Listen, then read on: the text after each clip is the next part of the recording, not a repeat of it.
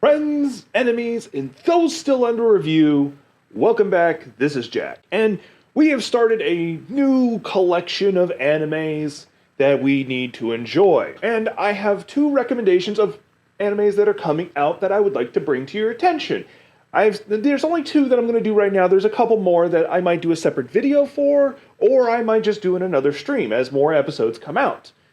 So, I'm going to get the ball rolling. I want to escape from Princess Lessons. Now, this one is niche that I am enjoying it. Because it fits into like the weird noble aristocracy thing that I've been kind of wanting to see in a lot of the animes that I have been watching. Like, for instance, Apothecary Diaries. Some of my favorite part is where she's dealing with the inner politics and some of the intrigue that's buried throughout the story. And this one is touching on that. So the main premise is the red-haired girl is a tomboy, effectively. She always loved playing out in the field. She always loved fishing. She just loved to have fun outside. But then she gets selected as the potential princess and has to go into the capital and then has to dress up and learn to be a proper lady. And she does this for years.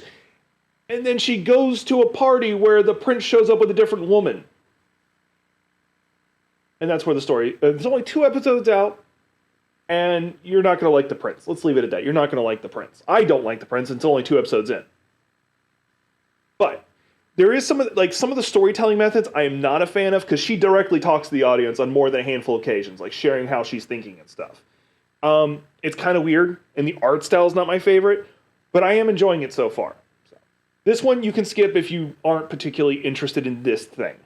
I'm covering up the name, but I left my A-rank party to help my students, or whatever. This is probably so far being one of my favorite I left the hero's party. There's only one that I'd hold over, but I'm not going to talk about that one right now.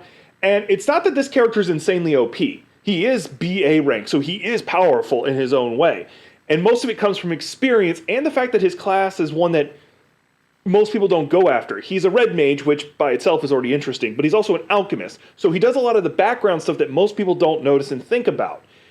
And he left his A-rank party because they straight up weren't giving him a good cut of the money, and he usually went into debt trying to reclaim the losses from each mission, each dungeon.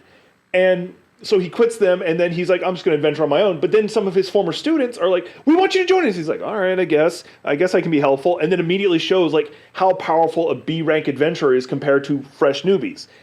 And it's an interesting take on it because so far it hasn't shown him being like pretty much every I left the hero party where like they left the hero's party and then the hero's party's like, wait a minute, normal healers can't do that? You know, not calling any of them specifically out. I was banished from the hero's party and in fact the strongest.